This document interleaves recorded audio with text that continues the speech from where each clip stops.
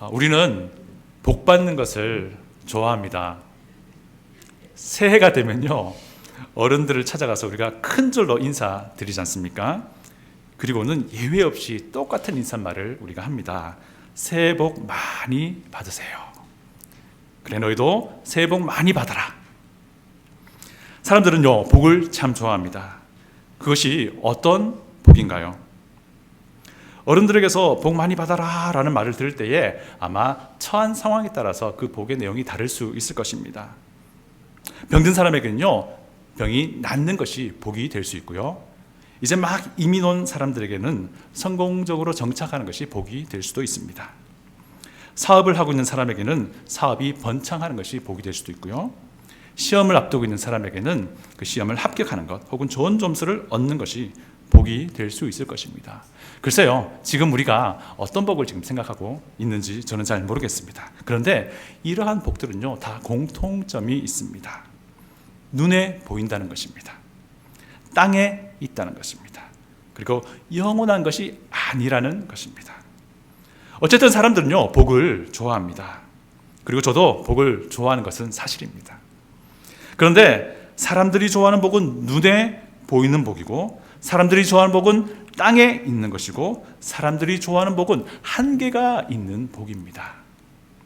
사실요, 우리 하나님께서도 복을 주시는 분입니다. 하나님께서는요, 복 주시기를 아주 기뻐하시는 분이십니다. 오늘 우리 본문 통해서 우리 하나님이 복 주시는 분임을 우리가 알게 될 텐데요, 하나님께서 성도에게 복을 주시는데 그 복이 과연 어떤 복일까 라는 것을 좀 우리 살펴보길 원합니다. 다 같이 3절을 읽겠습니다. 3절을 다 성경을 찾으시고 같이 읽겠습니다. 시작. 찬송하리로다 하나님 곧 우리 주 예수 그리스도의 아버지께서 그리스도 안에서 하늘에 속한 모든 신령한 복을 우리에게 주시되. 3절을 요약하면 이렇습니다. 우리 하나님을 찬송합시다.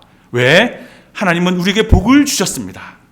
우리에게 복을 주신 하나님을 찬송합시다 라고 하는 것입니다. 이것이 3절의 내용인데, 가만히 살펴보니까 3절의 복은 특별합니다. 우리가 처음에 이야기했던 눈에 보이고 손에 잡히고 제한적인 복이 아니라 3절을 보면 이렇게 말합니다. 영적인 복이다. 그리스도 안에 있는 복이다. 이 땅이 아니라 하늘에 속한 복이다 라고 말을 합니다. 감사하게도 4절에서부터 14절까지 그 복이 무엇인지 잘 설명해 주고 있습니다. 하나님의 복을요, 3가지로 나누어서 설명을 하는데 그 패턴은 똑같습니다.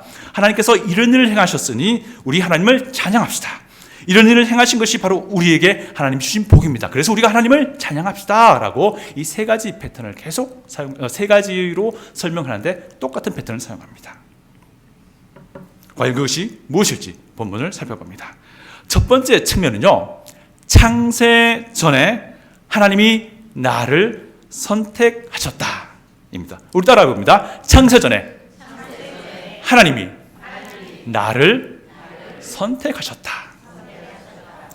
4절로 6절인데 이것을 요약하면 이렇습니다. 하나님께서 나를 선택하셨으니 하나님을 찬양합시다. 하나님이 언제 선택하셨습니까? 영원 전에, 창세 전에. 우리 4절을 찾아서 같이 읽겠습니다. 본문 4절을 성경을 찾아봅니다. 시작. 곧 창세전에 그리스도 안에서 우리를 택하사 우리로 사랑 안에서 그 앞에 거룩하고 흠이 없게 하시려고. 우리 하나님은 우리를 언제 선택하셨습니까? 창세전에, 영원전에, 우리가 이 세상에도 있기 전에 우리는 하나님의 선택을 얻은 자들이 된 것입니다. 우리가 이 세상에 있기도 전에 하나님은 우리를 먼저 알아보셨다라는 것입니다. 5절에 보니까요, 하나님이 왜 우리를 택하셨는지를 설명해 줍니다. 5절 성경을 다 같이 찾아서 읽어봅니다. 시작. 그 기쁘신 뜻대로 우리를 예정하사 예수 그리스도로 말미암아 자기의 아들들이 되게 하셨으니. 이유는 너무나 간단합니다. 하나님이 그저 기뻐하셨다고 하는 것입니다. 하나님이 그저 원하셨다라는 것입니다.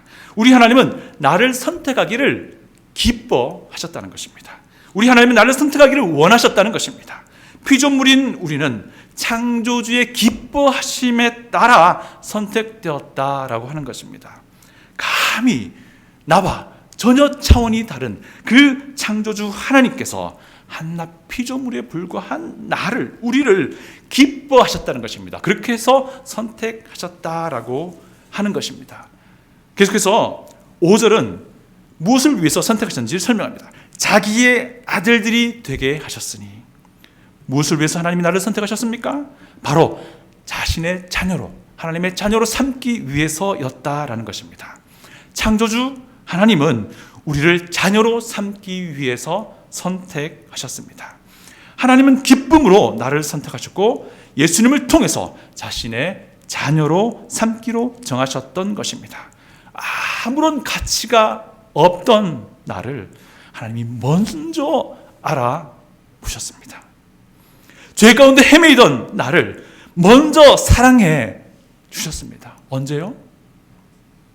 내가 이 땅에 태어나기도 전에, 이 땅이 만들어지기도 전에, 내가 가늠할 수 없는 그 영원 전에 하나님은 나를 아시고 사랑해 주셨다는 것입니다. 그리고 자녀로 삼으시기로 작정하셨다는 것입니다. 사랑하는 성도 여러분, 이것이 하나님이 우리에게 주시는 복이다라는 것입니다. 이것이 하늘에 속한 복입니다. 이것이 영적인 복입니다. 이 복이 언제 주어졌다고요? 영원 전에, 창세 전에. 그때 하나님의 마음에 우리가 있었다는 것입니다. 그래서 이런 하나님을 찬송하자라고 하는 것입니다. 6절을 본문 성경을 보면서 읽어보겠습니다. 자신의 성경을 펴서 6절을 보겠습니다. 시작. 이는 그가 사랑하시는 자 안에서 우리에게 거저 주시는 바 그의 은혜의 영광을 찬송하게 하려는 것이라. 은혜의 영광. 6절에서는요, 하나님이 우리를 기쁨으로 선택하여 자녀로 삼으신 것이 하나님의 은혜라고 설명합니다. 우리 하나님이 창세전에 우리를 선택하셨으니, 우리 하나님이 그리스도 안에서 우리를 자녀로 삼으셨으니, 하나님이 이 놀라운 은혜를 주셨으니 우리 하나님을 찬양하자라는 것입니다. 우리가 하나님을 찬양하는 이유는 하나님이 우리에게 복을 주셨기 때문이다 라는 것인데, 이 복은 눈에 보이는 것이 아닙니다. 이 복은 제한적인 것이 아닙니다. 이 복은 하나님이 한낱 피조물이 불과한 나를 기뻐하셨다는 것이고, 하나님이 더럽고 추한 죄인된 나를 그저 원하셨다라는 것입니다. 언제? 창세전에, 영원전에. 하나님의 사랑은 내가 이 땅에 있기도 전에 벌써 나에게 주어지고 있었다라는 것입니다. 내가 하나님을 전혀 인식하지 못하고 있을 그때에도 하나님의 사랑은 이미 나에게 부어지고 있었다는 것입니다. 영원전부터 내가 누구의 마음 안에? 하나님의 마음 안에 있었다라는 것입니다. 이런 하나님을 찬양합시다. 이런 복을 주신 하나님을 찬양합시다. 두 번째 측면은요, 이것입니다. 2000년 전에 그리스도께서 자신의 피로 속량하셨다. 따라해 봅니다. 2000년 전에 그리스도께서 자신의 피로 속량하셨다. 7절로 12절까지의 말씀은 두 번째 측면의 복을 말씀합니다. 요약하면 이렇습니다. 예수 그리스도께서 자신의 피로 죄의 사함을 주셨으니 우리 하나님을 찬양합시다. 본문 7절을 찾아서 읽어보겠습니다. 7절 시작. 우리는 그리스도 안에서 그의 은혜의 풍성함을 따라 그의 피로 말미암아 속량 곧 죄의 사함을 받았느니라. 이제는 영원 전이 아니라 하나님이 인간의 역사 안으로 들어오십니다. 그래서 영원전의 기쁨으로 나를 선택하신 하나님이 인간의 몸을 입고 이 땅에 사람으로 오셨다라는 것입니다. 지금으로부터 따지면 2000년 전에 하나님은 아들 예수님을 이 땅에 보내셨다는 것입니다. 예수님은 십자가에 달려 돌아가시면서 대신 죽음을 죽으셨다라는 것입니다. 요한복음에 따르면 예수님이 물과 피를 다 흘리셨다고 말하는데, 우리 본문 7절 보니까 이런 표현이 있습니다. 그의 피로 말미암아 속량 곧 죄 사함을 받았다. 예수님이 흘리신 피가 나를 사 주셨다라고 하는 것입니다. 예수님의 그 피값으로 나를 사셨다라고 하는 것입니다. 예수님의 죽음은 내가 죽어야 할 그 죽음이었다라고 하는 것입니다. 내가 죄의 노예로 있었는데 이제는 하나님께서 세상에서 그 어떤 것도 비교할 수 없는 그 귀중한 예수 그리스도의 피 값을 치르시고 그 죄를 용서하시고 나를 하나님의 아들로, 딸로 삼아 주셨다라고 하는 것입니다. 창세전에 하나님의 예정이, 하나님의 선택이 이 세상에서 예수 그리스도를 통해서 드러나게 된 것입니다. 이것이 하나님께서 우리 성도에게 주신 복입니다. 우리가 12절을 보겠습니다. 12절 본문을 계속 읽어봅니다. 시작. 이는 우리가 그리스도 안에서 전부터 바라던 그의 영광의 찬송이 되게 하려 하심이라. 자, 이제는 찬송하자가 아니라 우리가 찬송이 된다라고 말합니다. 그리스도로 말미암아 죄 용서받은 우리가 영광스러운 찬송 그 자체가 된다라고 표현하는데 이 표현은 사실 동일한 표현입니다. 예수 그리스도의 피로 속량받고 죄 용서함 받은 우리가 하나님을 찬양해야 한다는 것을 이렇게 더 강하게 표현하고 있는 것입니다. 사랑하는 성도 여러분, 우리가 진정한 성도라면, 우리가 진정으로 죄인임을 깨닫고 예수 그리스도를 믿는 믿음 안에 있다면 우리는 이미 창세전에 하나님의 복을 얻은 자입니다. 우리가 태어나기도 전에, 아니 영원 전에 하나님은 이미 우리를 하나님의 마음 안에, 자신의 마음 안에 품고 계셨던 것입니다. 그리고 때가 되어서 하나님 자신의 아들 예수님을 이 땅에 보내시고 내가 죽어야 할 내 죄에 대한 대가를 대신 나무로 든 십자가에서 달려 죽게 하심으로 그 죽음을 대신 죽게 하셨다는 것입니다. 내가 받을 심판을 대신 받았다라고 하는 것입니다.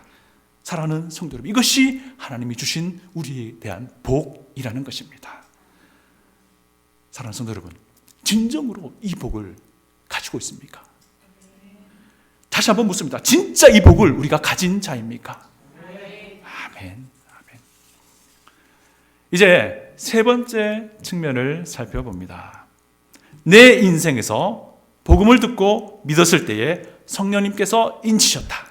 따라해봅니다. 시작. 내 인생에서 복음을 듣고 믿었을 때 성령님께서 인치셨다. 이제 13절과 14절, 13절, 14절은 세 번째 측면의 성도에게 주어진 복을 설명합니다. 이것은 하나님의 은혜가 우리의 개인 역사 안에서 전달되는 순간입니다. 우리 하나님께서 구체적으로 우리의 인생 안으로 들어오시는 때입니다. 복음 전도자를 통해서, 복음을 전하는 어떤 매개체를 통해서 우리가 복음을 듣게 됩니다. 예수님이 우리의 구주가 반드시 되어야만 한다는 사실을 우리가 듣게 되었습니다. 왜냐하면 우리는 죄인이기 때문에, 우리가 죄인임을 인정하게 될 때에 우리는 우리의 모든 것이 무너졌던 것을 우리는 기억합니다. 우리의 힘으로는 결단코 이 죄의 결박을 끊을 수 없다는 그 비참한 소망 없는 것임을 우리가 알게 되었습니다. 너무나도 괴로운 시간을 우리가 보냈던 것을 우리가 기억합니다. 그렇게 고민하고 절망 가운데 있었지만 여전히 우리 하나님은 하나님의 그 은혜로운 손을 우리에게 펴내고 있었습니다. 영원전에 나를 기뻐하셨고 2000년 전에 아들 예수님을 이 땅에 보내셔서 개입하기 시작하셨고, 그리고 지금 우리의 인생 역사 가운데에 들어오셨고, 그래서 우리에게 복음이 무엇인지 알려주셨고 예수 그리스도가 어떤 분인지 알려주셨습니다. 그리고 그 예수님이 반드시 구주가 되어야 함을 우리에게 알려주셨고, 그때에 우리가 거룩하신 하나님 앞에 아무런 가치 없고 아무런 소망 없는 절망적인 죄인임을 깨닫게 하시고, 그 가운데 있을 때에 하나님이 내미신 그 복음의 손, 예수 그리스도만을 통한 그 믿음을만을 통한 그 구원의 손길을 붙들게 하셨습니다. 우리가 그렇게 했을 때에 성령 하나님께서 보증으로 너는 이제 하나님의 아들, 딸이 된 거야 라고 도장을 찍어줬다라는 것입니다. 13절을 읽겠습니다. 13절 본문을 찾아 읽겠습니다. 시작. 그 안에서 너희도 진리의 말씀, 그 안에서 또한 믿어 약속의 성령으로 인치심을 받았으니. 아멘. 2000년 전 나무 십자가에 달려 돌아가신 예수님이 그냥 돌아가신 것이 아니라 나 같은 더럽고 추한 죄인이 받을 대가를 대신 지신 것이었습니다. 그분이 흘리신 피가 죄의 노예였던 나를 결박 풀어 주셨던 것입니다. 그리고 죄를 용서해 주셨습니다. 이제 나를 위해 죽으시고 부활하신 예수 그리스도를 나의 구주로 믿습니다. 나를 구원하신 하나님 감사합니다. 이 세 번째 측면은 바로 이 경험을 말합니다.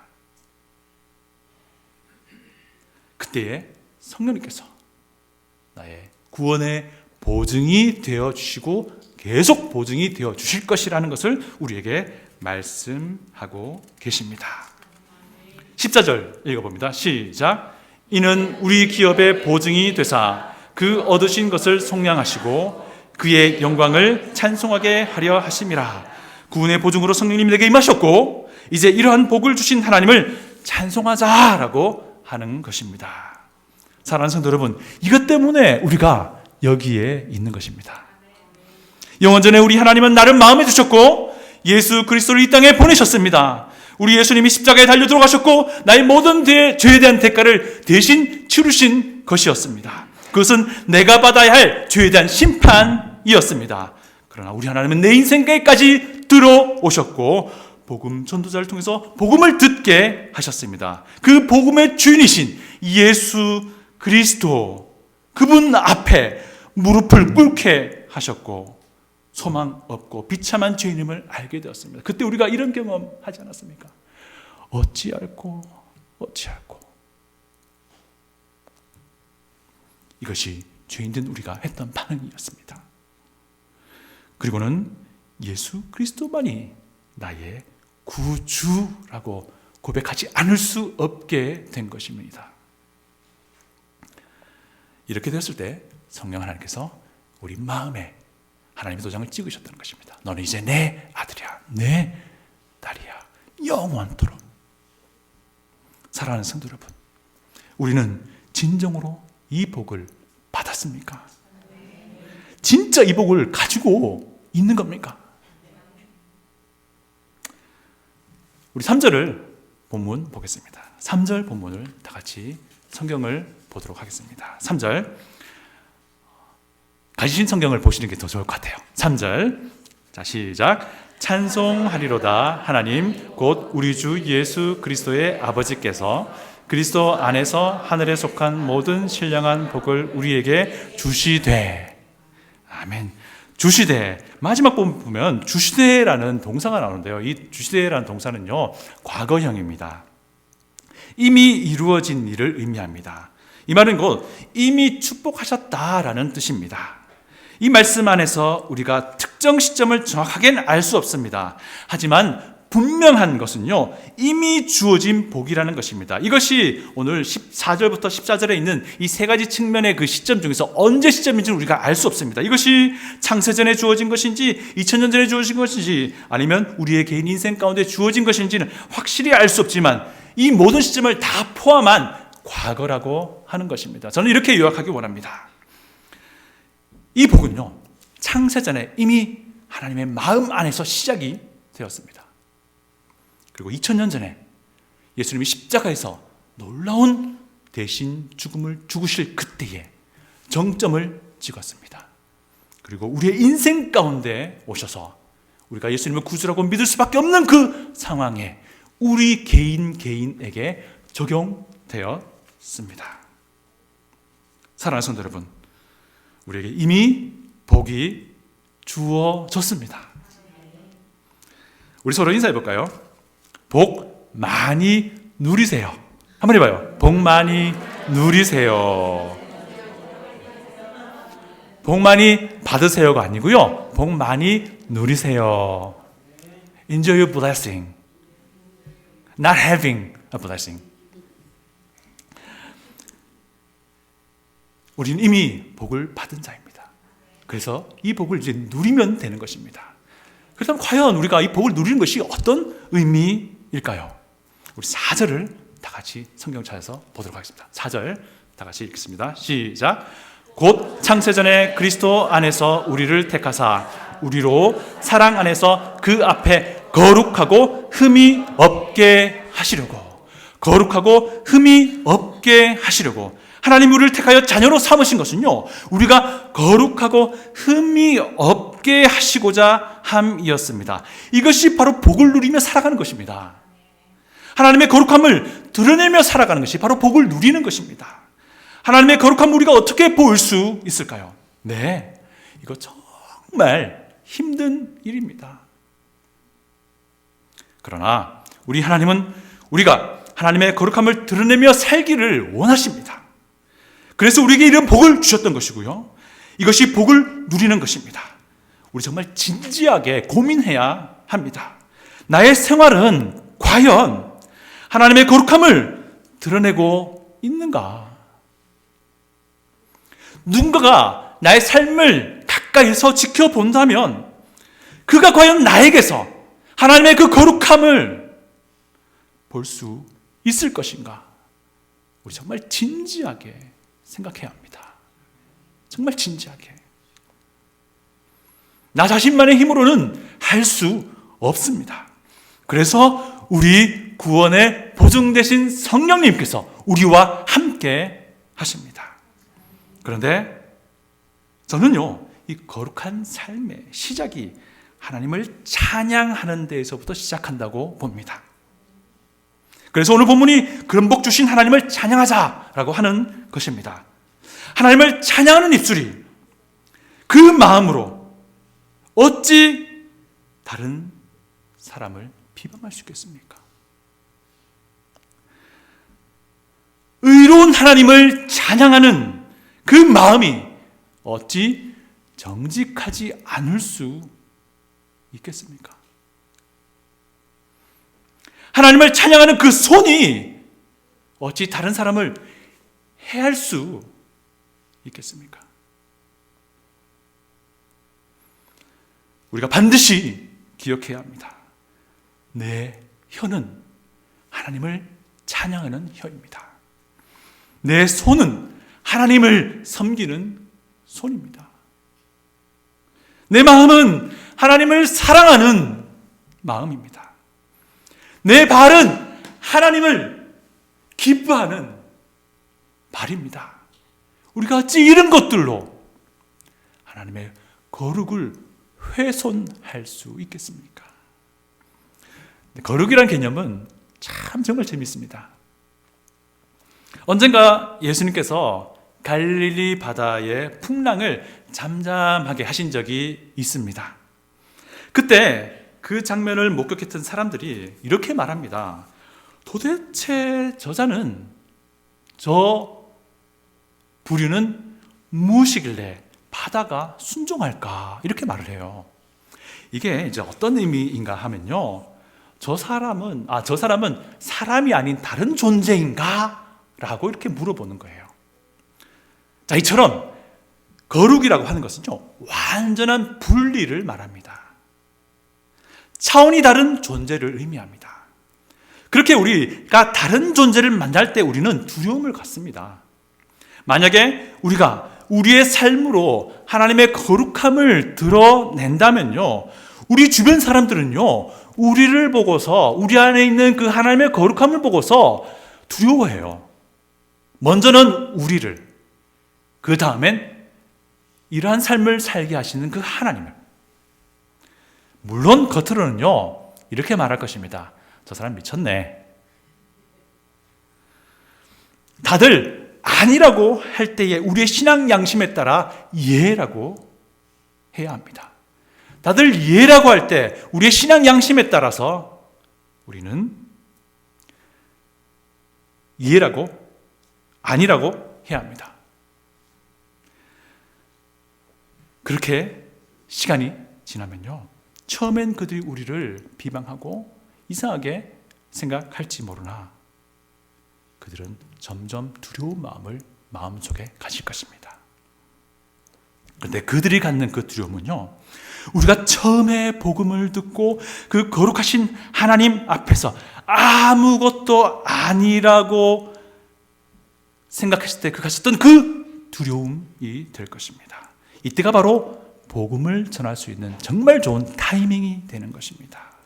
복음 전도로까지 이어지는 거룩한 삶, 우리가 정말 진지하게 고민해야 합니다. 우리 이렇게 복을 누리며 살아봅시다. 저도 사실 많은 실패를 겪습니다. 그러나 이미 얻은 복을 누리면서 사는 것이 참 믿음이요, 참 신앙임을 알기에 오늘도 저는 다시 일어나서 새로운 도전을 합니다. 창세전에 하나님은 우리를 마음에 품으셨습니다. 그리고 약 2000년 전에 아들 예수님이 이 땅에 오셨고 십자가에서 놀라운 구원의 사역을 다 이루셨습니다. 그리고요, 급기야 우리의 인생 가운데 찾아오셨습니다. 그리고 복음의 주인공이신 우리 예수 그리스도 앞에 무릎을 꿇게 만드셨습니다. 우리가 그렇게 예수님을 구주로 믿는 믿음을 고백하며 우리 마음에 예수님을 구주로 믿을 때에, 신뢰하며 모셨을 때에 성령님께서 너는 나의 아들이야, 나의 딸이야 라고 분명하게 못 박아 주셨습니다. 하나님이 주신 복은 영원 전부터 시작되었고 지금 현재 나의 인생에 들어와서 지금도 이어지고 있습니다. 그런데 놀라운 것은요, 이 복이 영원 끝까지 흘러갈 것임을 우리에게 말씀해 주고 있습니다. 다들 성경 찾습니다. 9절 봅니다. 9절. 다 같이 9절을 읽겠습니다. 시작. 그 뜻의 비밀을 우리에게 알리신 것이요 그의 거룩하심을 기뻐하심을 따라 그리스도 안에서 때가 찬 경륜을 위하여 예정하신 것이니. 때가 찬 경륜이라는 용어가 나오죠. 네, 이것은 우리 예수님이 다시 오실 재림을 말합니다. 우리 예수님이 다시 이곳에 오시면 이 세상은 종말을 맞이하고 이제 영원함으로 흘러갈 것임을 우리는 알고 있습니다. 계속해서 10절을 우리가 찾아서 읽겠습니다. 10절 시작. 하늘에 있는 것이나 땅에 있는 것이 다 그리스도 안에서 통일되게 하려 하심이라. 여기서 그리스도 안에서 통일되게 하려 하심이다 라는 말이 나오는데 이게 참 이해하기, 해석하기 참 힘든 부분입니다. 쉽게 설명해 드릴게요. 모든 피조물이 차곡차곡 쌓인다는 것입니다. 모든 것들이 다 쌓인다는 뜻이에요. 그리고 우리 예수님께서 그 위에 앉으신다는 의미를 가집니다. 우리 예수님이 다시 이 땅에 오시면 진짜 눈에 드러나게 왕이 되신다라는 의미입니다. 11절을 우리 다 같이 읽겠습니다. 11절 시작. 모든 일을 그의 뜻에 결정대로 일하시는 이의 계획을 따라 우리가 예정을 입어 그 안에서 기업이 되었으니. 그때가 되면요, 우리가 기업이 된다 말합니다. 이것은 두 가지 가능한 의미가 있는데, 첫 번째는요, 우리가 하나님의 그 기업 상속 재산 그 자체가 된다라는 것입니다. 하나님의 유업이 된다라고 하는 것입니다. 두 번째는요, 하나님의 자녀된 우리가 하나님의 모든 소유를 유업으로 상속받게 될 것이라고 하는 뜻을 가지고 있습니다. 어떤 의미가 되었든 정말 대단한 것입니다. 죄로 인해서 아무런 가치 없고 소망 없던 우리를 자녀로까지 삼아주셨고요, 하나님의 유업이 되게 하신다는 것입니다. 혹은 하나님의 유업을 아무런 가치 없던 우리를 살려내시고 자녀로 삼으시고 마지막 때에 영원토록 우리에게 유업으로 주시겠다라고 말씀하는 것입니다. 이렇게 보니까요, 하나님이 우리에게 주신 복은요, 하나님이 주신 그 복은 영원 전부터 시작되었고 영원 끝까지 이어질 것입니다. 이 복은 물질을 추구하는 것이 아닙니다. 부를 추구하는 것도 아닙니다. 곧 사라질 어떤 것도 아닙니다. 이 복은 우리 하나님께서 그리스도 안에서 우리에게 은혜로 주신 바로 구원이라는 것입니다. 하나님의 자녀가 된다라고 하는 것입니다. 사랑하는 성도 여러분, 이 복을